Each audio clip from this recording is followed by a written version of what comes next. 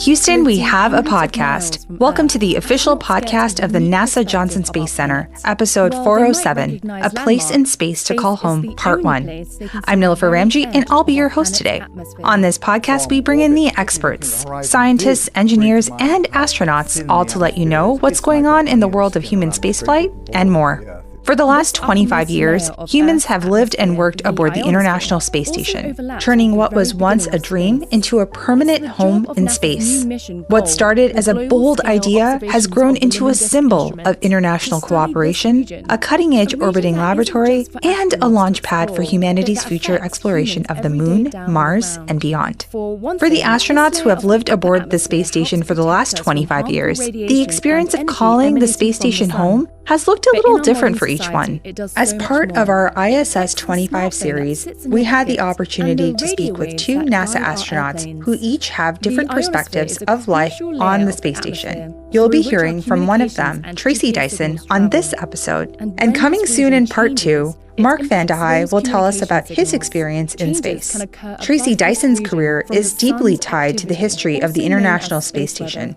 From helping to assemble it aboard the Space Shuttle Endeavour on STS-118 in 2007, to living and working there in 2010 during Expeditions 23 and 24, and most recently returning for Expeditions 70 and 71 in 2024.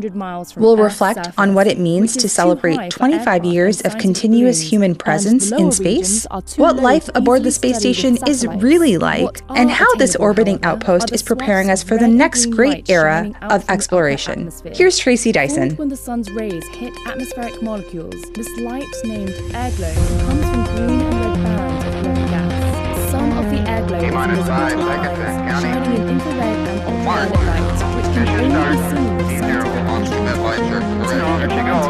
Houston, we have a podcast. The gold instrument, which is Tracy, welcome to Houston, we have a podcast. We are so happy to have you here. Thank you. It's my pleasure.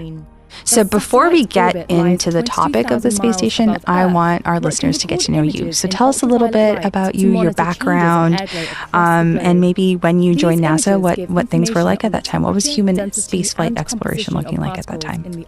I should go back to the year of 1997. I had finished up my PhD and submitted my dissertation in the month of June. And I think it was the next month, July, when I submitted my application for the astronaut program.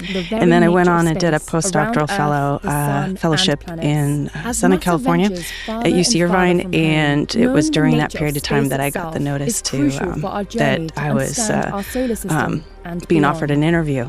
And so that kicked it off. And then later on that year, I was selected in August of 1998, just prior to turning my birthday, in fact. And so I began in 1998 with the class, Group 17. We were called Penguins, and we were not the largest class, but probably the second largest class of astronauts, with or without our international partner astronauts.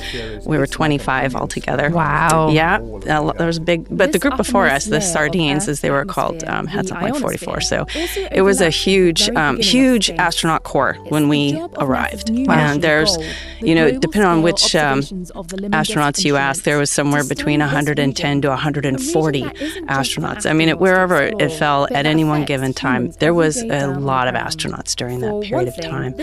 And it was also a transition time where we were flying shuttles for individual missions, but transitioning to building the International Space Station. And so we the class of 1998, are kind of the babies of the International Space Station, because it was only a couple months after our arrival, while we were still astronaut candidates, that we launched the first element of the International Space Station, the functional cargo block. That is really exciting. No one can see me right now, but I'm smiling ear to ear, just because you actually helped build the space station. You put it together, and it's been up there for 25 years. Tell us a little bit about what that was like. Oh gosh, It's hard to put it in a nutshell because there were so many facets of the construction of the space station. I mean, for us to have a space station, first of all, brand new idea. Minus all the time it took to conceive the idea, plan it, and do all the work to get the elements. But nevertheless, the operations of an International Space Station were in its complete infancy. And we were a long way from where we are today in terms of even knowing how we were going to operate, because each and every shuttle flight was bringing up a new element to the space station. Each and every flight meant that the configuration of the space station was changing. And so as new astronauts, here we are learning everything we had to learn about the space shuttle, which was delivering everything. And then we had to learn about each piece of the International Space Station all by itself, and then what it was going to be like when it joined the existing station as we were building it. And at the time, and you ask anybody who was around during that period of time, it was every shuttle flight was a brand new schematic. Every procedure had a number associated with it depending on what flight it was. The NBL had different mock-ups and different configurations and different spacewalk teams depending on what the configuration of the space station was. And so talk about flexibility and adaptability. Right. It was 100% required during the assembly of the International Space Station. What an exciting time to be at the agency, a period of change, evolution, growth, so many things happening. Absolutely. And you want to know the hard truth is that when we arrived, NASA was not the brand everybody was wearing.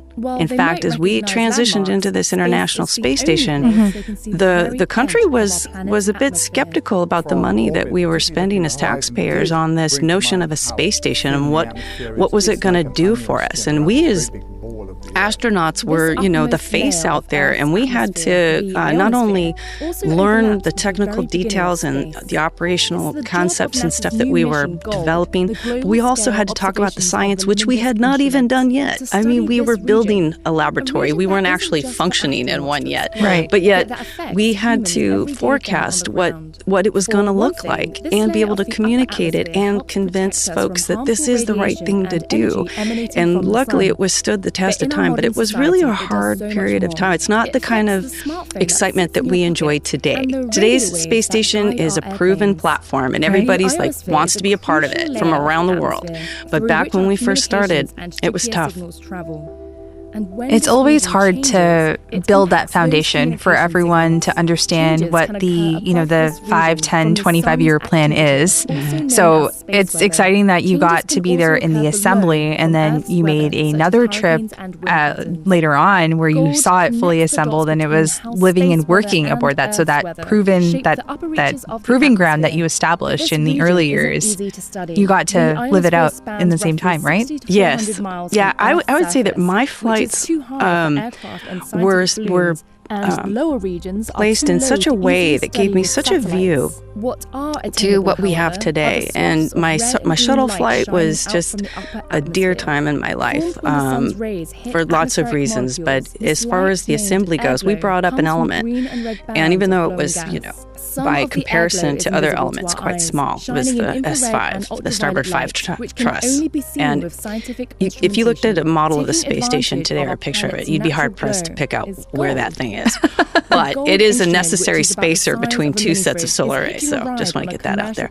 But nevertheless, we did some other things on that flight that were significant, but we were just a part of the assembly. And so that, with that objective, we docked to the space station for a period of time. And so I got to see what life was like on board without being an expedition crew member. I just got to live on board the shuttle, go in there, do our work, come back out, etc. for 10 glorious dock days of a 12, almost 13-day mission. And then when I came back as an expedition crew member, I was right at that cusp of assembly complete and full-fledged utilization is what we'd say, but we weren't quite full-fledged yet. We were aspiring utilization. And so we were at the point where the station wasn't going to grow anymore in terms of the number of modules and everything like that. But we were starting to figure out how are we going to be now efficient with our operations? How are we now going to turn our focus from building this thing to actually using it? And so it was really an interesting time as it was clunky, very, very clunky in retrospect. Right. And the time it was just like chaos, but not really sure how it was going to take shape. And then most recently, I went up 14 years later, and there's been a lot of changes, not to the structure of the space station, but to the operations, the mindset, and the slick products and concepts that we have that have allowed us to do some of the most groundbreaking, sophisticated science on or off the planet. I have so many questions, but I want to take a pause for a quick second and ask you one specific thing. Sure. It's been 25 years of the space station. Can you give us a little bit of your reflections of what the last 25 years have been like when you're looking at the space station and literally you did everything from assemble it, look at process improvement. You've gone up there in different phases of what is the space station today. So I want to hear a little bit about your reflections on that. I got to pick. Is there a certain feeling you might get? Like, are you feeling really proud? Because you're smiling with us right now as I talk to you about this. Well, pride is one part of it. I don't want to get emotional, but I feel like when I joined NASA, I felt like a full-fledged adult. Because, by age, I really was. But I really feel like as a professional, I've really grown up here. This has been my home. This has been my childhood, if you would, in terms of, a professional astronaut and being a member of this incredible community. And then looking back, now 25 years and having been here, for as long as I have, I can see the other people who have been here since the day I got here. And there's a bit of a smile a twinkle in our eye when we look at one another and go, yeah, we've watched this thing go through its growing pains. And we've stuck with it. And, the ups and downs of station life, if you will, and what it's taken our agency in terms of its shepherding of this notion even. I mean, how audacious, right? To think that we could not only build this, think of it on the Earth, build it in space, and invite other countries, other sovereign nations to join us in this effort, and we're pulling it off. When I think back on the last 25 years, it's there's some fortitude, some quiet courage it takes, for those moments when you're like, do we know what we're doing? And when you look at somebody else and they've got the same tenacity deep inside, you're like, heck yeah, we know. Because we're doing it together. Right. I mean, that's when I think about the last 25 years. I just think about a unique perspective of our planet. the hands that have held one another across this planet and up in space. The only way we could have done it is through our partnerships. Right. The international cooperation is huge, and I want to talk to you a little bit about that. But before I get there, just for our listeners' sake, because you and I know this, but you've been up in space 3 times, STS-118, around August 2007, and then you had Expedition 2324 back in 2010, and then you returned just about a year ago on Expedition 70 and 71. So if there was a highlight from each of those 3 stints up in space, could you give us a little bit of a glimpse into that? Oh, sure. Oh, again, it's so hard to pick just one because on my shuttle flight, it was my rookie flight, and the bonds that you form with your crew on a shuttle flight is intense because you don't pick who you fly with, right? These are your new best friends. Yeah, these are your new brothers and sisters, and so it takes a little while on the ground to get established in our roles, and both the assigned roles and then the dynamic roles that we have as members of a crew. But it's beautiful how that works out and we have the time on the ground to work it out. And so by the time the solids light and you're on your way, you're flying into space with 6 really close people, and you're looking forward to executing this mission together because you've worked so hard. And so there's so many aspects of those missions, however short they were, that are just precious in just the way humans develop with one another. Everything from I've celebrated my birthday on all 3 missions, believe it or not, and it's like threading the needle to do it on a shuttle flight, because with the delays and everything that can, and our launch actually did get delayed by a day, but I was in space for my birthday, and our pilot Charlie Hobart, we call Scorch, tough Marine guy, he took out one of his brownies from his own, because we all had our own lockers full of food, like our own personal stash, and he took one of his brownies on whatever flight day it was that my birthday landed on, and he took one of those mag lights, and he took mini mag lights, and he took the top off of it, and so it was just the bulb sticking up, and he squashed it in the middle of the brownie. That's so sweet. And he's like, "Hey, TC," and he floats the brownie at me with this big candle glowing, and it was one of the best moments of that entire flight.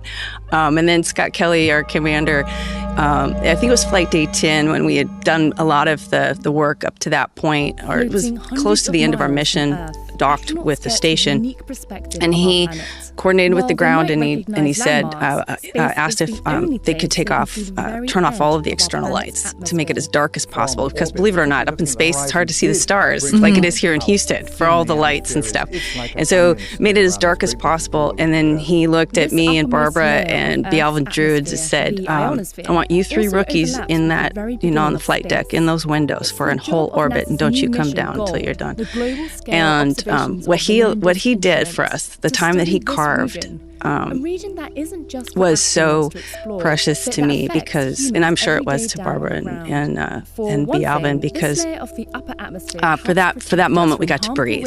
Up until that point, it was highly choreographed, constantly moving, constantly getting into different procedures and different activities, and just crazy trying to keep up with everything. And then we got this moment, and the tablecloth here is black, but space is blacker. And it's blacker. It's blacker than any black you've ever seen, because it's like infinite.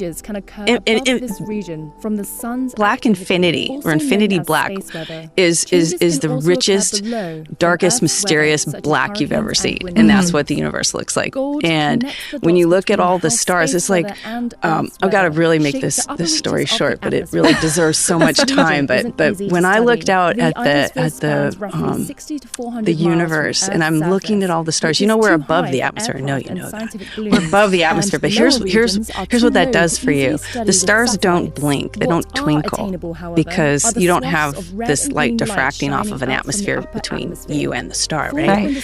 And so that was the first thing I noticed, was that these stars are like solid color, solid light. And then that draws you in, like it just hypnotizes you. And then all of a sudden, your eyes kind of make out this depth of stars, almost like those graphic art designs that it takes your focal point to be beyond the plane of the picture in order to see this 3D image pop out. Same thing with the stars. It was like wow. So you could tell there's distance between stars, not just one's bigger than the other and one's smaller, but distance. And then you start to look at the horizon of the Earth, and the Earth going by super fast, and wherever the sun is, it's casting this beautiful shadow, and sun glints and colors in the bodies of water like you've never seen, pearlescent corals and yellows. They're just so yummy, to use a term that I know interior designers like. But then you turn around and you look at the shiny metal space station, and solar arrays and radiators that are turning, and antennas and boxes, and then you think about the people on mission control who are sitting at consoles sending commands to these things and looking at telemetry, and having spent time in mission control, I'm picturing everybody in there attentive to their systems, and it's just like this is amazing. Yeah. This is so amazing. And the people there on the Earth don't even know we're going over them. And then all of a sudden, things got super blurry. And I was like, what's going on? And then I realized I was crying. But because you're in microgravity, tears don't fall. They just keep forming bubbles. You're going to make me cry. So yeah, there I am with these like frog bubble tears. And I didn't realize it until I took my fingers and I tried to move it away from my eye because like, oh, that's why I can't see, because I'm being so moved. And then water, the way it reacts with your skin, it has a lot of surface tension. So it's just like this Stuck to your face. moving around my face. It's like I can't get it off my face. But anyway, so there's like this total emotional reverie going on. And that's just my shuttle flight. Oh my goodness. The visual you just gave us, I felt like I was there with you. And I know that, just being an earthling down here, just looking up at the sky, looking up at the stars, looking at the moon for that matter, just since I've joined NASA, you look at it from a different perspective. Even if you haven't been to space, your vision or the grandeur of what it is out there in our universe is just like you have this innate need that you want to explore. You want to tell those stories. You want to bring that home to the public that doesn't necessarily feel that same way, but you want to bring that excitement to them. So you're bringing that to our listeners, and I really appreciate you for that. So thank you for talking about your first mission. So now let's spend maybe half the time. Let's narrow it down a little bit. Well, my second mission, I can say real quickly that it was the EVAs. And not just because it's a spacewalk, but because of the nature of these spacewalks. I mean, I was some of the air glow is invisible to our eyes. We had an EVA planned for that increment. It was one EVA, and it was to install a PDGF, a grapple fixture for the arm on the Russian segment. And it wasn't very far into the Russian segment. It was like just behind Node 1 on the forward part of the FGB. And we had practiced it in the pool. Not a big deal. It wasn't a high priority thing, but it was just let's get it done on this increment. And then the pump module failed. It was the first time that we had a critical component fail on board the space station, and we didn't have a heroic shuttle crew to come up with their well-trained, very proficient spacewalkers to get the job done. It had to be done by the crew that was on board. And it was the first time something like this had ever happened.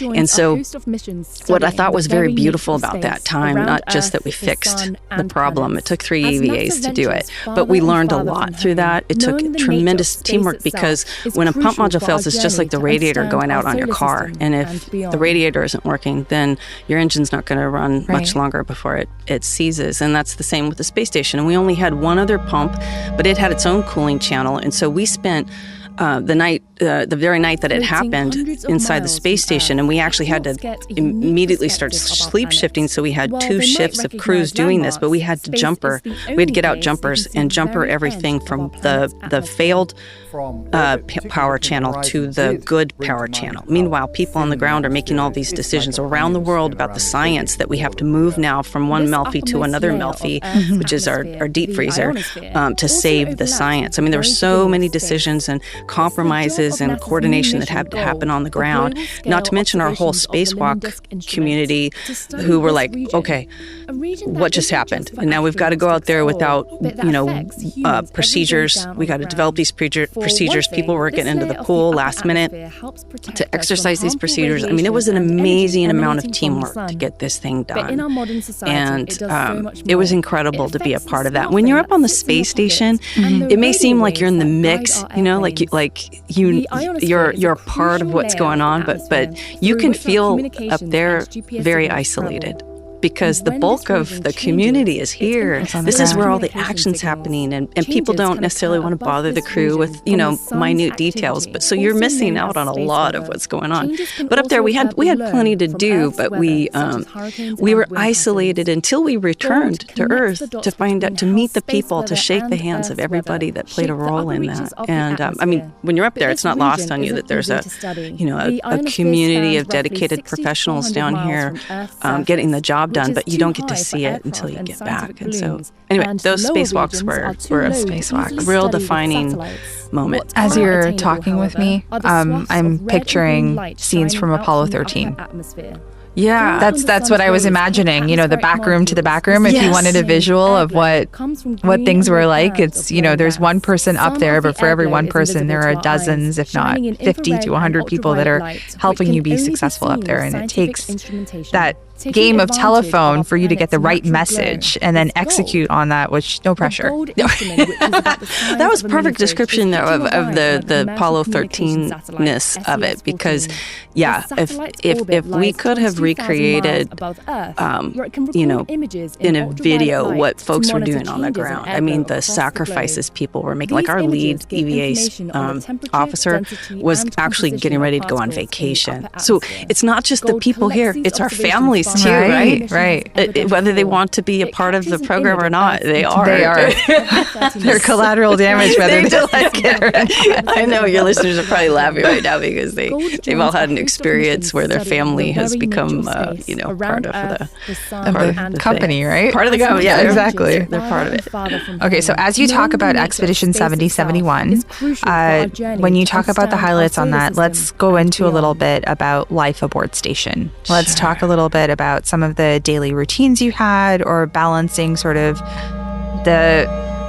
you mentioned every single minute of your time is scheduled and everything is planned in advance. It takes years of training to get there.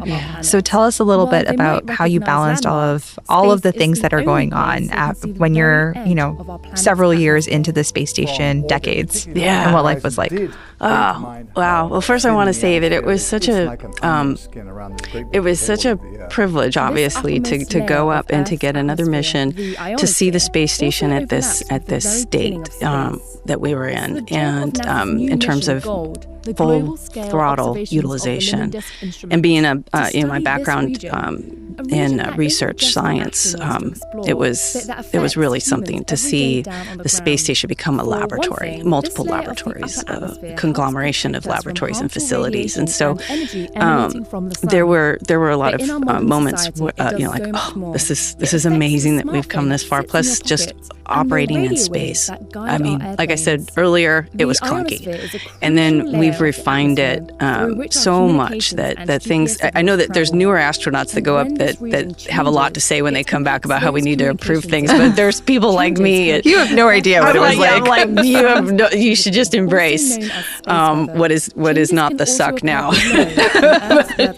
But it's hard to convince folks if they don't know the history. So, but suffice it to say, things definitely got better, which they should, right? And the fact that we are an international, global space station is even more impressive. And then on top of that, we've got this fantastic science. But what's it like every day? I hate to burst the bubble, but it is very similar to what your life is like here on Earth. It's not glamorous like you would envision. Well, for astronauts, the things that we do on the ground, we basically do up there. We just don't have gravity to help us. And so you name it, from getting yourself ready in the mornings to trying to figure out how to do this complex task.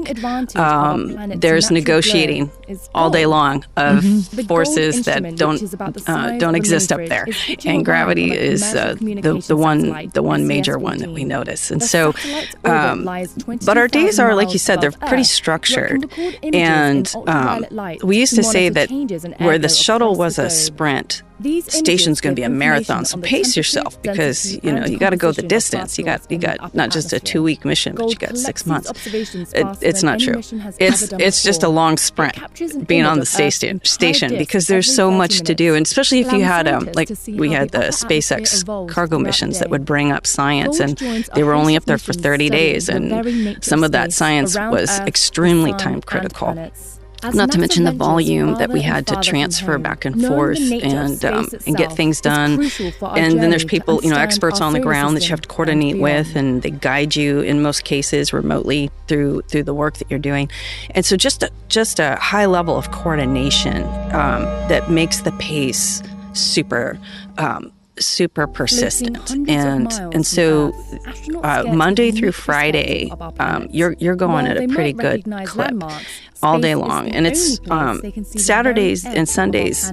Traditionally are the days off, but Saturday we're cleaning the station. Every Saturday is housekeeping day, and it's not as regimented as a work day is, but nevertheless, there's things that need to get done. And so as a crew, each crew decides, the specifics of how you want to approach that. But for the most part, everybody picks a module or two, and we're cleaning handrails. I mean, imagine if you crawled on the floor at home, you'd want that floor to be pretty clean. True. Yeah. And so on board, I don't want to get too graphic, but there's a fair amount of cleaning that you want. Toilets obviously, but just surfaces alone that the same hands that you eat with are the ones that you move around with, and everybody's touching the same handrails, and so you want to make sure those handrails are clean on a weekly basis. And so really you get one full day. Sunday is pretty much your rest day. Yeah, the next day it's kind of your decompressed day where you don't have to be anywhere in particular for the entirety of the day. Sometimes you have conferences, sometimes you have other activities, but it's really kind of the decompressed day. And then with each day, there's we all wake up with the morning DPC, the Daily Planning Conference, where we talk to everybody around the world in the control centers and kind of kick off our day if there's any changes. And then bam, we get right into our scheduled activities, and we do get 2.5 total hours a day dedicated to exercise. And that may sound like we're in the gym all the time, but a portion of that is set up and changing clothes and getting into the workout. But for an hour and a half, you're doing exercise. And that exercise isn't just for your mental well-being. This is so that it's insurance so that you can walk when you land on the planet. Like the way you stated that. Trust me, you don't want to be the one that can't stand on their own 2 feet. And just for the longevity of your health, you definitely are committed to exercise, if for no other reason, just for understanding the effects of microgravity on the human body and the bone loss, the muscle loss, and all the other ways that your body has to adapt to be in that environment. And so we're pretty dedicated to exercise every day. And then we work pretty long days. It's basically, for the most part, 12 hours you're on, and you get a few hours in the evening to eat whatever free time you want to do, and then it's bedtime. And so that period of time between the evening DPC and when you go to bed is called pre-sleep.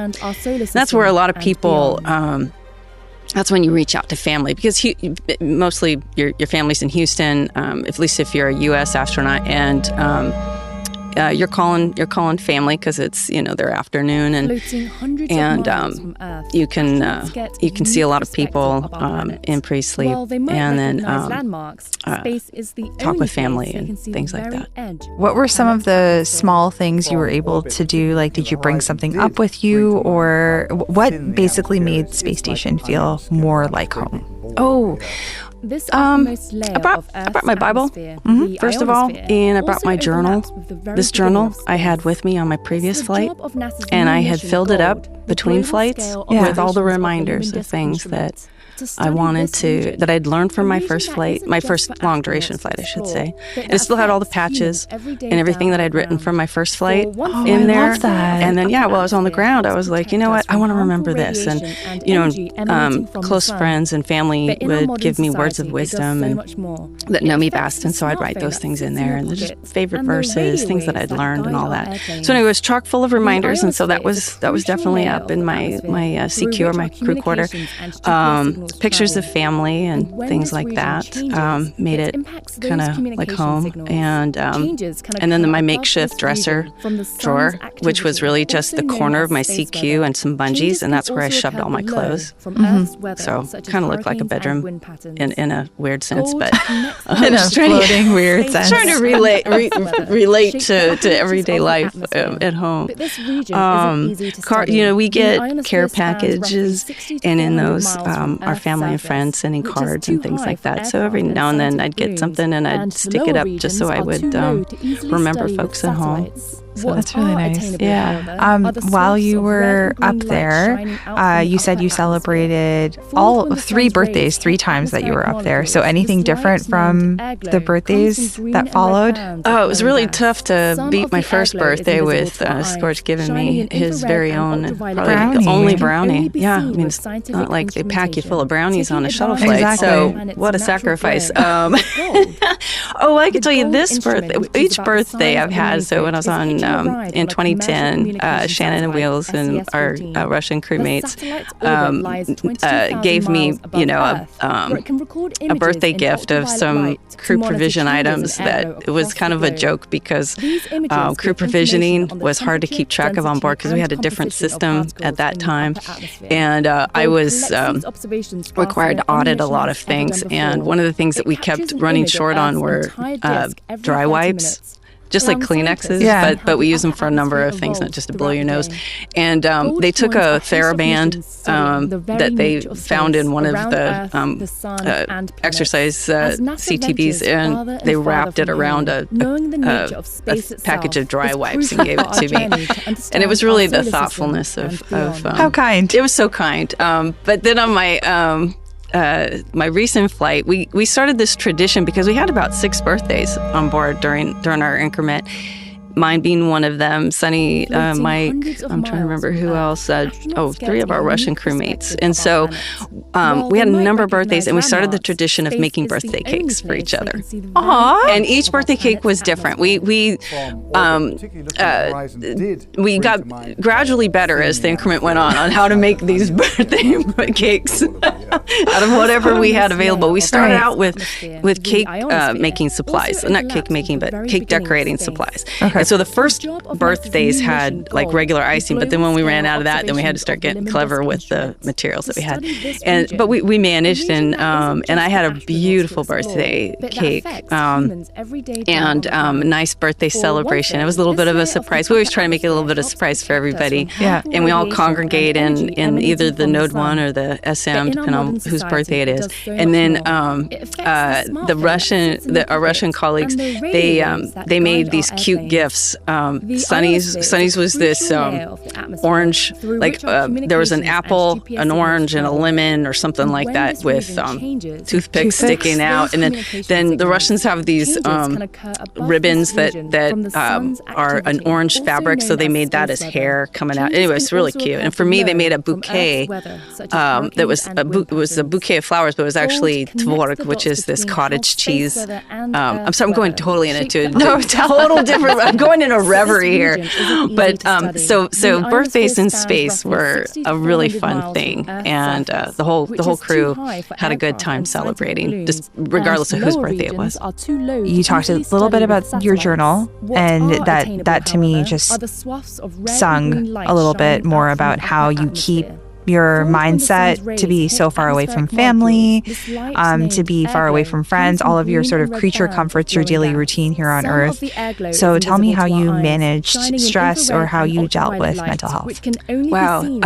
Well, certainly my Bible and my journal were a big part of it, but just the preparation for my heart going up there. I would say that my walk with God, and all of my family friends, my beloved, my husband George Dyson, they knew that the most important part about this mission was not that I do something I'd never done before, but that I love like I never loved before. Yeah, and you have to make that a priority when you go into space, because there is so much that is out of your control. Yes. So much so that when the unexpected hits you, and it can hit you more than once, you have to be able to cage yourself on the things that you can control. And what I read a quote I thought was pretty cool. Sometimes we talk about your heart being a tea bag, and the situation being the hot water. And when that gets poured on a tea bag, what kind of aroma does that tea bag give off? And I've also heard, when you get cut by a knife, what comes out. If the situation is the knife cutting your heart, what comes out? How do you respond to these things? Right. And so coming up, I think going on a mission, a long-duration mission in particular, requires not just technical preparation, but mental preparation, because you are going to face these things, and you're not going to have all of your comforts that you're used to having on the Earth. Mm-hmm. You're not going to have all of your support system readily available to you. And so, I had lots of reminders, but just lots of good. I had a good heart posture getting up there.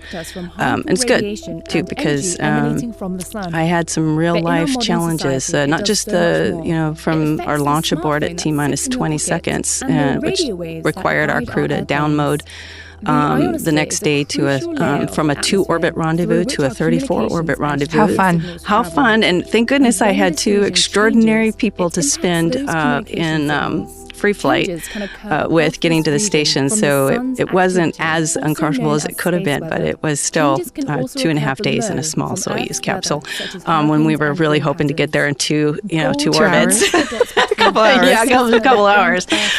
But turning around from that, about 3 weeks into my mission, I received a call from the ground, and it was during our pre-sleep period of time.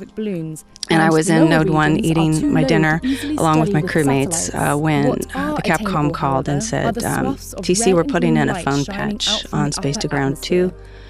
And let us know when you're ready. So they told me that there was a problem going on, and they needed to give me some privacy. And so the crew responded, and we moved operational content to the Space Ground 1 loop. And one of my crewmates, Matt Dominic, went flying around the whole space station to turn off the ATUs and every other module, and I went to the furthest module that I could. And I waited for the Capcom to put a phone patch through because I knew some bad news was coming. And thank goodness it wasn't too long before I found out that the phone patch was not about my husband, but with my husband. But it was the next bit of news that it was my mother. She had just suffered a hemorrhagic stroke, and we were having to make some pretty tough decisions on her behalf. And so that started a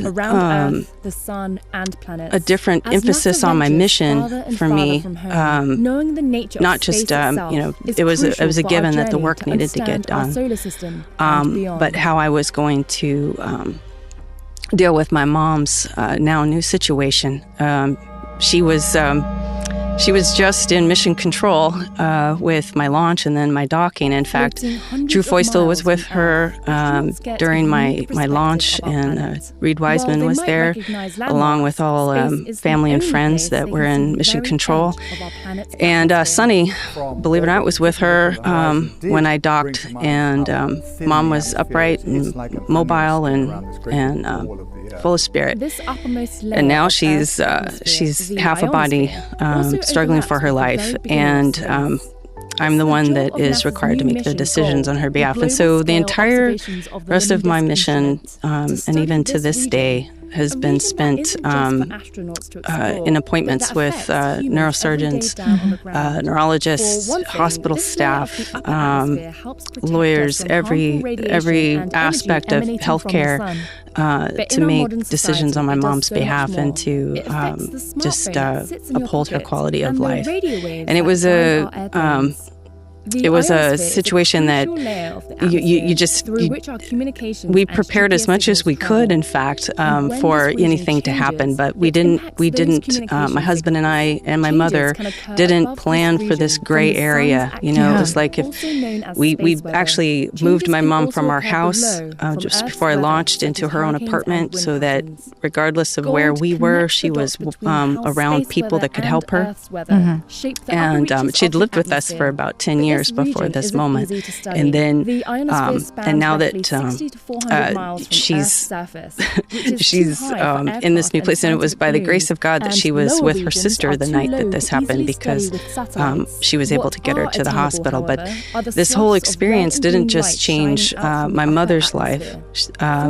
She went from ambulatory but when she went to bed and paralyzed the next morning, and then all the support that's been required for her her well-being. But my husband's life took on a completely different direction. It was bad enough that his wife was going to be gone for the near 8 months. When you fly on a Soyuz, you leave several weeks before your launch. But his life had to be rearranged because now he had to help his mother-in-law, which he did joyfully, but it still took its toll. And so, but there was a point at which my husband had to leave because of his Navy commitments.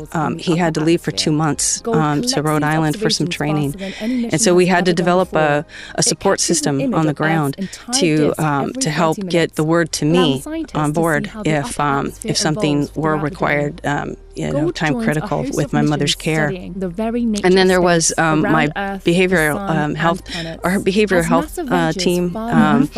We call them our psych support, is made up of our psych docs that we meet with every 2 weeks or so, just to make sure that we're cared for in our in our emotional mental states up there. But also we have psych support leads who the fun part of their job is to coordinate these crew choice events where we get to meet people that we wouldn't normally meet, if we were astronauts floating around in space. And so these are meant to be, just real spirit lifters and motivational visits and things with other people.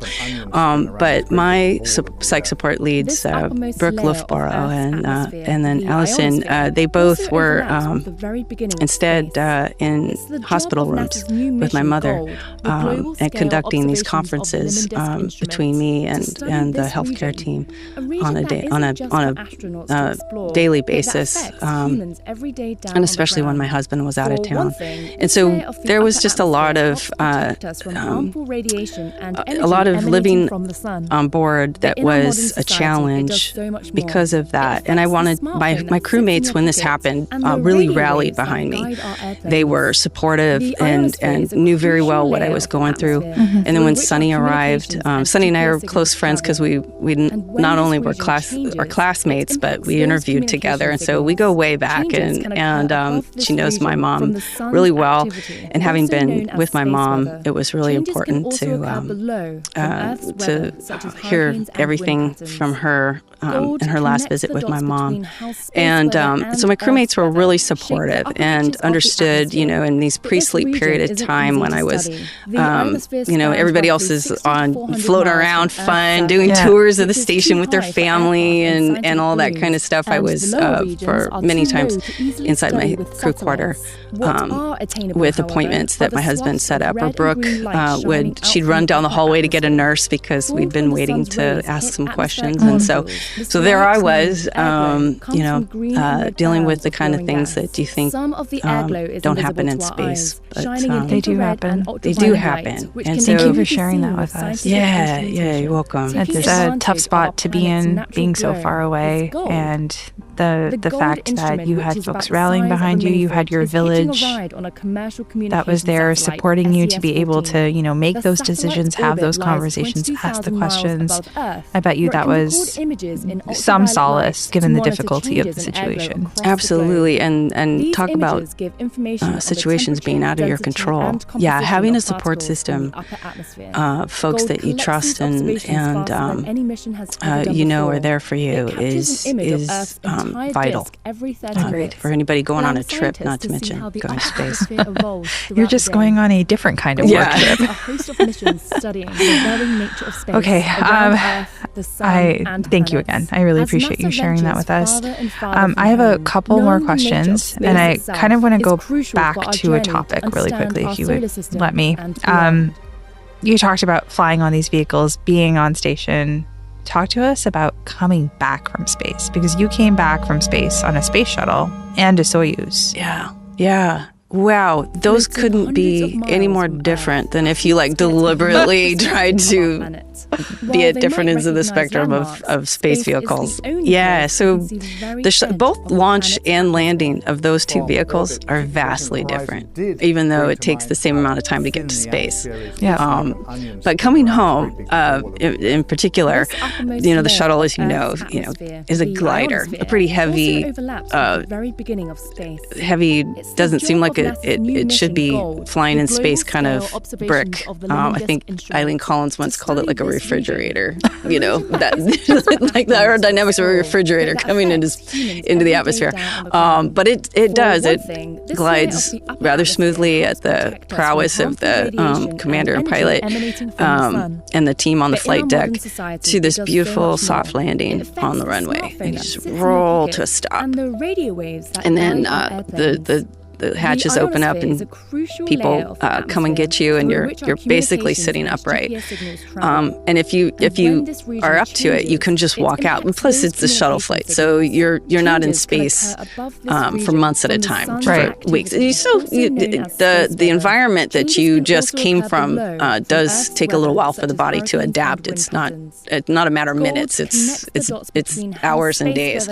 But when you're on a Soyuz, both vehicles land on Earth. So unlike a Dragon that splashes down, or an Apollo capsule that splashes down the ocean, both are on Earth. But the talk about the aerodynamics of a ball, basically, which is the Soyuz capsule. It's shaped like a bell, and you wonder, how in the world does that thing steer itself to the right spot? It doesn't just you don't just fire engines and then hope that you land in the right place. It's actually doing some steering, some rotating with its jets to dissipate energy at the right times and to control coming in. But boy, I tell you what, when you are like right next to the window and you're watching parts of your capsule ablate, you just for a moment are thinking, oh wait, no, that's right, that's supposed to happen. Like, it's okay that I smell my capsule burning. That's the heat shield ablating. It's supposed to do that.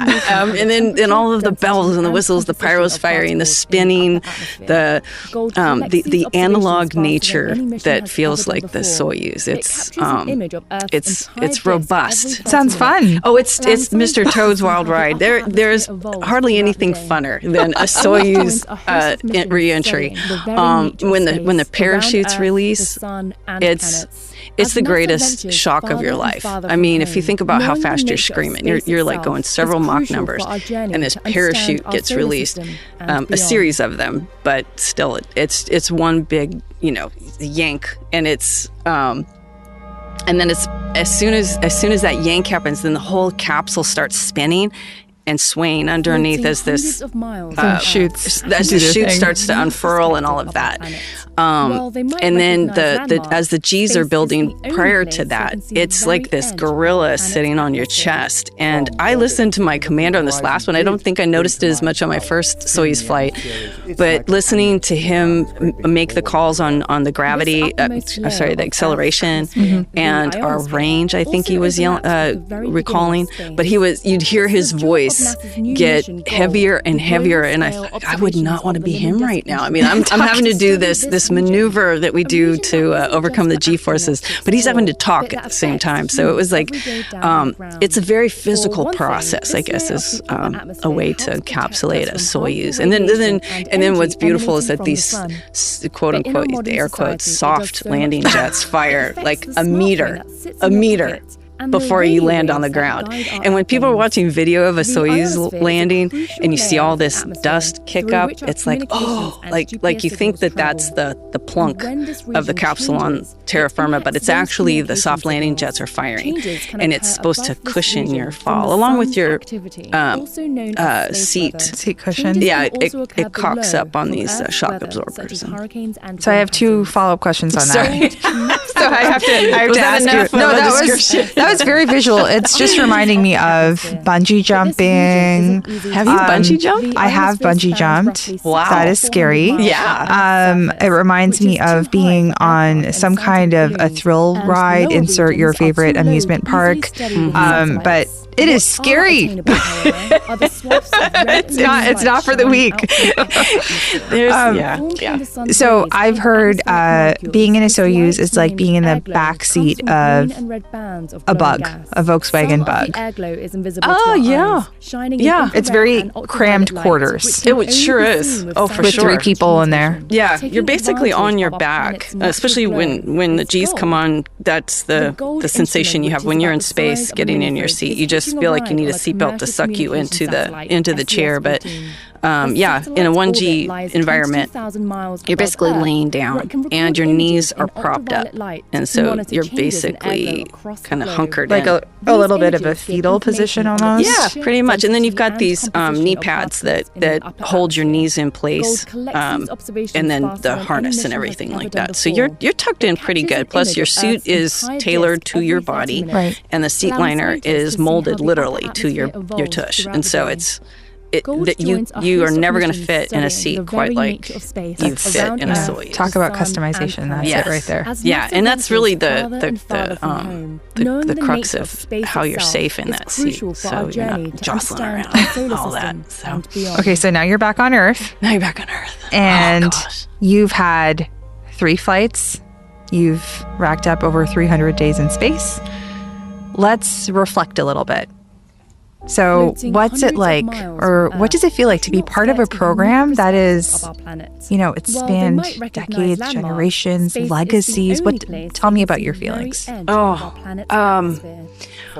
I've said this before, when I think about the fraction of the human race that has been to space, this uppermost layer of Earth's it stops me the ionosphere, in my tracks, and I think about that and what that means and what it should mean, and all the thoughts I imagine anybody would have, wondering how does one get to be a part of something as unique and also meaningful as what we've done with our space program from the beginning of it to where we are today. It does so much more. And it affects the smartphone that sits in your pocket and the radio waves I think